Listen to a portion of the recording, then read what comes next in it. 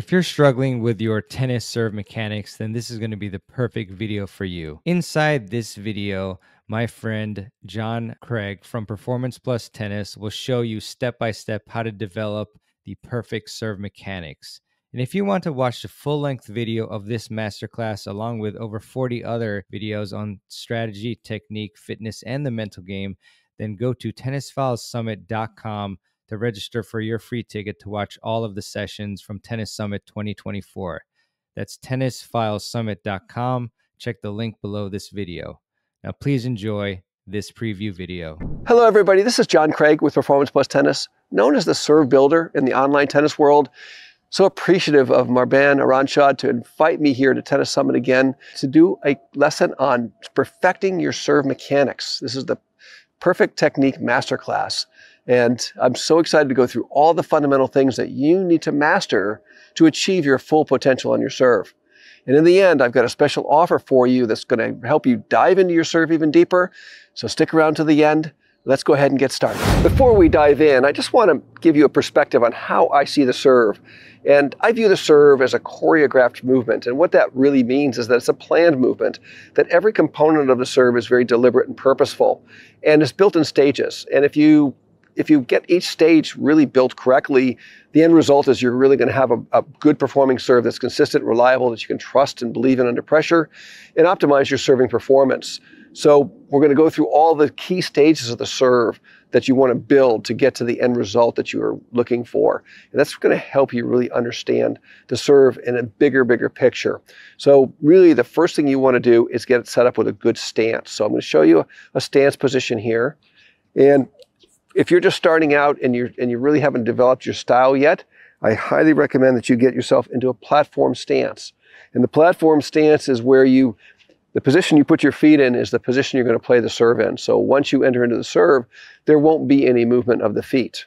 We also have the pinpoint serve, where players start with their feet apart wide typically, and once the ball is released, they'll bring the foot in and load into the serve and have both feet together, called the pinpoint. I'm an advocate of the platform stance, especially if you're trying to develop other skills and perfect those movements. And then if your style dictates moving towards a pinpoint serve later on, because that's what's more natural and comfortable for you to perform, then you should just do that. But if you're working on skills, stick with the platform. So I'm going to start out with a platform, and I'm going to be serving into the ad court here. And what I want to do is I want to get my feet wide apart, wider than my hips slightly, get a nice wide base so I've got a good stability to serve from. And you'll notice that I'm actually beyond perpendicular to my target line slightly. I can actually slide the ball of my right foot into the arch of my left foot and then bring it back here like this. And now I'm in a good position where I'm side on to my target. And this is an ideal position to set up your serve in. Once I'm here and I set up to serve, I come up to the line and I've got my weight slightly on the back foot, and I'm going to enter into my routine. And we do know that every player, certainly accomplished player, has a routine. And I'm going to talk about what that routine is all about. So here's my routine. My weight is on the back foot. My hands are going to fall away from each other. I'm going to release the ball, and then I'm going to shift forward onto the front foot. And now you can see my back heel is in the air. I'm going to bounce the ball 4 or 5 times, reset, and then come to my back foot again.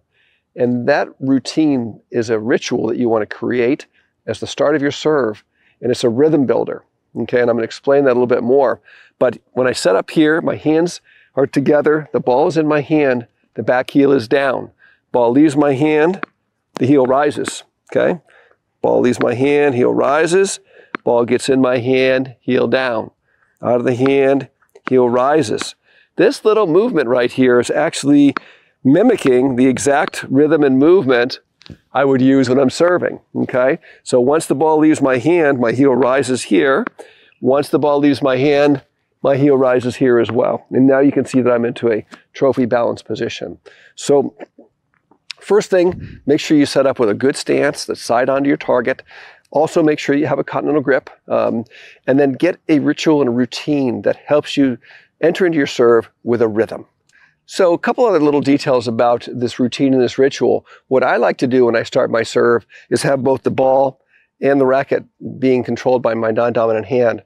So when I set up to serve, I come up and I just comfortably put my playing hand on the grip nice and soft.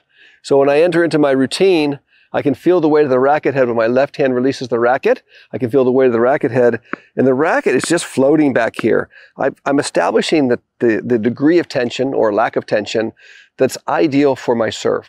So I don't want to be grasping tight. I want to feel the weight of my racket head, be nice and soft, let that racket float back here. And then when I go back to reset my hands again, I let the left hand resume control again so I don't feel like I have to increase the tension in my right hand. So that when I enter into the serve, I've already established the degree of tension, which is not very much. So that when I enter the serve, I've got this nice soft hand and I can feel the weight of the racket head. So the routine and ritual has a lot of key components to it. It also establishes your tempo. The speed that I go here is very much the speed that I'm going to use as I enter into the serve, particularly with my left hand. It's a tempo builder, it's a rhythm builder, and it's a feel of how to enter into your serve. So once I've completed my ritual, I'm going to make my movement to get into the serve. And this is where the ball's in my hand, so my back heel is going to be down. As I enter into the tossing phase, I'm going to stay still and quiet with my weight slightly on the back foot as a counterbalance to the movement of my tossing arm, okay? So I come back to the back foot, keep the heel down, heel down, heel down, as I'm lifting the arm to the point of release. And the point of release is going to be approximately the top of my head, okay, right here. And then I'm going to release the ball, and once I release the ball and it goes up, now my heel is going to rise, and I'm going to be getting into this balanced trophy position. So you'll see professionals that'll have the heels of both feet risen, like Roger Federer. You'll see players that have the front foot down flat and the back foot risen up like this. And sometimes I get the question, why is the back heel up and the knee bent more on the back foot? And simple is that when I get into my trophy position, I've got an angle. And my right hip is generally going to be lower than my left hip, just a little bit. But that makes a difference in how I load, okay? So as we get into the balance, I'm going to talk a little bit more about that. But once the ball leaves the hand, the back heel is going to rise, and we're going to share the body weight over both feet. So we're going to let both feet carry the weight nice and neutral. Some coaches are advocates of back foot. Some are a little bit more advocates of front foot. I'm more of an advocate of saying, let's use our body in a very balanced, aligned way so we feel like we have equal pressure through both legs. That's going to help you out quite a bit, okay? So when I get into my trophy balance position, once I've released the ball, my tossing arm is going to continue to rise and stretch me up. And it's in this position that I'm going to achieve this 45-degree angle in my shoulders. And I'm going to be here, my elbows in alignment with my shoulders as well. And this is really an ideal trophy position to be in, okay? You'll also notice when I get here that I'm not letting the racket flip backwards, but I'm keeping the palm down and the strings down. Generally, here is ideal. Somewhere in here is ideal. What we don't want to do is go into that waiter's tray position. So when I get into my trophy position, I want to feel that the palm is down and I'm in this position here. Okay, that's going to put your shoulder rotation on reserve so that you can activate it later on in your swing. Next up, all-important ball placement, which most of us struggle with, myself included. I have my days where I feel like I really struggle to place the ball. But if I know what my key principles are, I can usually get my ball placement pretty good. So what I do is I know exactly where I want to release the ball. I know I've got a steady weight on the back foot as I release the ball, right about at the top of the head. And what I want you to do here, and you'll see almost every professional do this, is they're going to be looking at the point of release when they let the ball go, okay? So you don't want to be doing this. You don't want to be going like this and following the ball up. That's certainly not going to happen. Another one that you don't want to do is you don't want to be looking up in the sky as you toss the ball and you're looking for it up there. That's not really going to help you. What you want to do is you want to look at the court, see that your opponent's ready to go. You take one last scan of the court after your routine, shift to the back foot, and the eyes are going to come right to the level where you're going to release the ball, and they're going to wait till you see the ball get there, and then you're going to let the ball go. So here you go. I shift, ball leaves, there it is. So I use my eyes as a guide for my release point, and that helps me really release the ball consistently in the right area and then get control of the ball. So a couple good tips there. Wait slightly on the back foot, release point near the top of the head. Let your eyes help you by waiting until you see the ball get into that area to release it. Once it's gone, then we follow it up and we lead into our trophy position. I really hope that you enjoyed this preview video of the Perfect Serve Mechanics Masterclass from Tennis Summit 2024 with John Craig from Performance Plus Tennis.